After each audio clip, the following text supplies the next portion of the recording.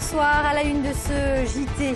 La lutte contre le cancer du sein à l'honneur de ce mois d'octobre. Nous ferons un point sur la recherche avec Emmanuel Lebon en direct depuis le centre Léon Bérard.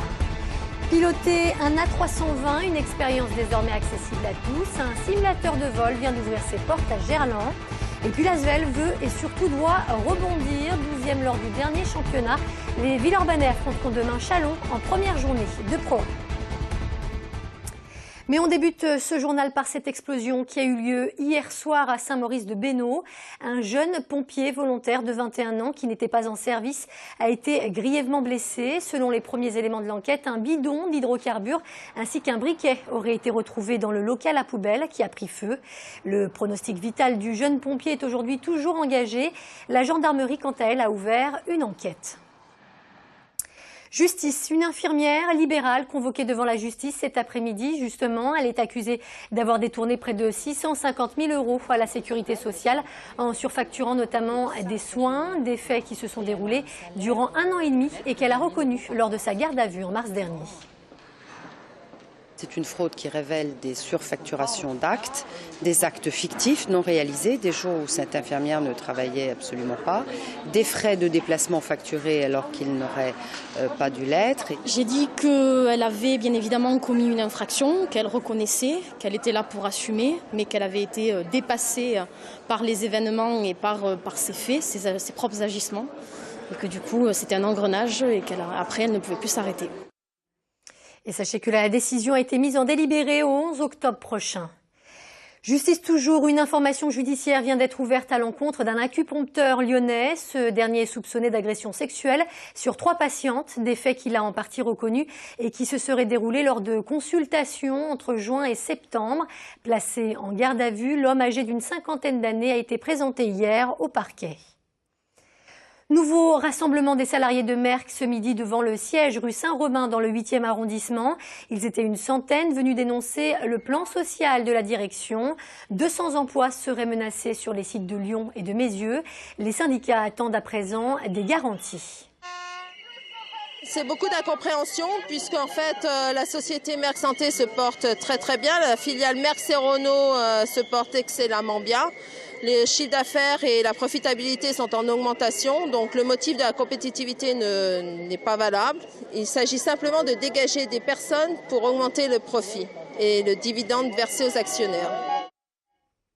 C'est le premier simulateur de vol de ce type dans la région. Jusqu'à présent, seuls les professionnels pouvaient en effet s'entraîner dans ces cockpits d'A320 plus vrais que nature. Alors si vous avez toujours rêvé de piloter un avion, c'est l'occasion. À quelques jours de son ouverture au public, Jean-Marc Roffa nous le fait découvrir. C'est le gros plan de la rédaction.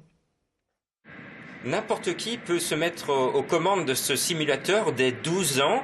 On va donc prendre notre première leçon de conduite. Pour l'instant, on est au-dessus du Mont Blanc et tout va bien. Vous poussez pour descendre, vous tirez pour monter, gauche et droite. Ici, ça contrôle votre roulette de nez pour vous diriger au sol. Ensuite, vous mettez des gaz qui vous permettront d'augmenter la puissance et de réduire.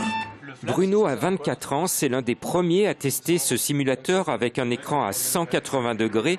Il est aux côtés d'un instructeur professionnel pour apprendre à voler virtuellement sur un Airbus A320. Vous permettre de la rotation. Tire légèrement sur la commande, doucement.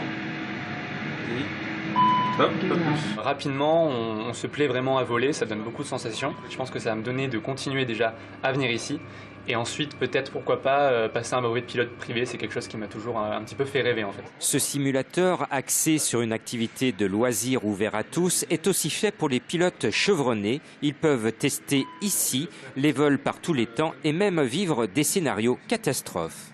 Panne des 2 moteurs et impossible de redémarrer les 2 moteurs et on se crache dans le Mont Blanc sur le vol qu'on va faire là par exemple Nice-Chambéry. Donc là on dégage par la gauche pour aller se poser sur Saint-Exupéry. Les apprentis pilotes peuvent décoller depuis n'importe quel grand aéroport dans le monde entier avec un choix de 24 000 villes à survoler. C'est le premier simulateur Airbus A320 en Europe ouvert au public à destination des particuliers et entreprises. Attachez bien vos ceintures car les prix s'envolent aussi avec ce très bel appareil particulièrement ludique puisqu'il faut débourser 99 € pour 1 heure de vol.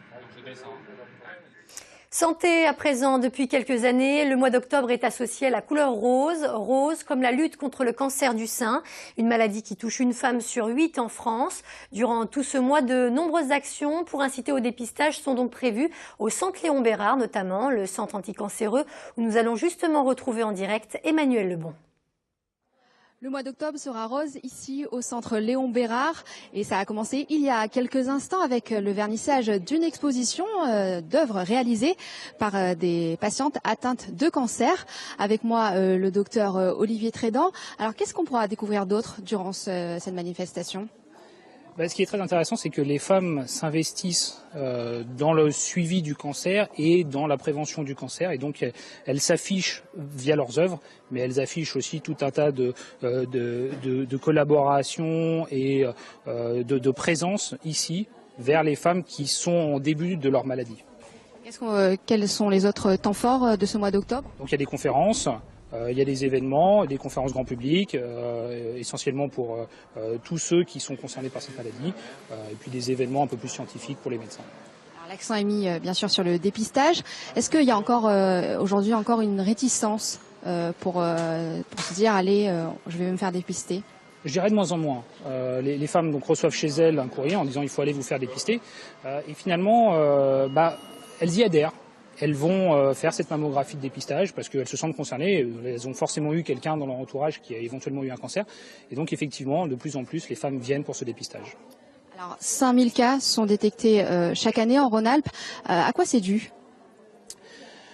C'est en augmentation, c'est vrai. Il n'y a pas de cause unique, ça c'est sûr. On sait que l'environnement participe probablement à l'augmentation du nombre de cancers du sein. Il y a une grosse part de génétique, de prédisposition familiale qui fait qu'il y a un peu plus de cancer du sein chaque année. Il n'y a pas de cause unique et on n'a pas encore défini très bien pourquoi une femme fait un cancer en particulier. Alors pour les réticentes, expliquez-nous comment ça marche. Est-ce que c'est une démarche simple de venir se faire dépister ? C'est une démarche simple. La technique n'est pas très agréable, il faut l'avouer. C'est en gros un sein qui est pris en photo comme une radio, un petit peu comprimé entre deux planches.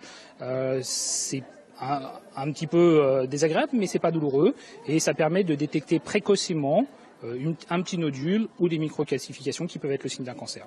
Merci beaucoup pour toutes ces précisions et je rappelle donc que le mois d'octobre rose se tient tout le mois d'octobre ici au centre Léon Bérard à rue Laennec. L'entrée est gratuite et vous pouvez venir vous informer sur le cancer du sein. Merci beaucoup Emmanuel et merci à Julien Thomas qui était avec vous pour ce direct. En basket, la tâche s'annonce déjà compliquée pour l'Asvel qui affrontera demain pour cette première journée de Pro A le champion de France en titre, Châlons. Un match test donc après une préparation pour le moins difficile pour les Villeurbanais. Les précisions d'Émilie Deschamps. Même si on est en préparation, c'est vraiment un sentiment différent. Quand on est en compète, c'est quelque chose d'autre. Ouais, j'ai hâte. Après 9 défaites en 10 matchs de préparation, il était temps que le championnat reprenne pour l'Asvel, qui va pouvoir évaluer son niveau de jeu avec un effectif enfin au complet. Et pour se tester, rien de tel qu'un déplacement à Châlons chez le champion de France en titre et accessoirement favori à sa succession. Un vrai challenge pour Villeurbanne qui n'a plus remporté son premier match de la saison depuis 2007. Ça peut être à la loi du tout ou rien, c'est-à-dire que c'est une équipe qui est très dangereuse, qui est chez elle, qui vient d'être championne de France, qui va jouer l'Euroleague, il va avoir beaucoup d'énergie, c'est une équipe très à droite. En même temps, quand il y a l'euphorie, ça peut tourner dans les deux sens, donc ça ne sera pas facile, mais on peut les faire redouter, oui. Avec 6 nouveaux joueurs dans son effectif, l'Asvel repart encore une fois à 0. 12e l'an passé, soit le plus mauvais classement de son histoire, le club bénéficiera cette année d'un budget de 5 400 000 €, l'un des 3 plus gros de Pro A. Villeurbanne va donc tenter d'avancer doucement mais sûrement, sans perdre de vue ses objectifs. Quand on vit des moments un petit peu plus difficiles, ce qui s'est passé l'année dernière, c'est retourner aux choses basiques, donc se fixer des objectifs peut-être qui paraissent dérisoire pour certains, mais de retrouver les play-offs, de retrouver une participation à la semaine des As, de retrouver une compétition européenne pour l'année suivante. L'Asvel passera donc un premier test déterminant demain à 19h30 avant de recevoir le promu Boulazac vendredi prochain pour ses grands débuts à l'Astrobal. Et puis sachez pour finir qu'en football, les filles de l'OL se sont qualifiées haut la main en 8e de finale de la Ligue des Champions.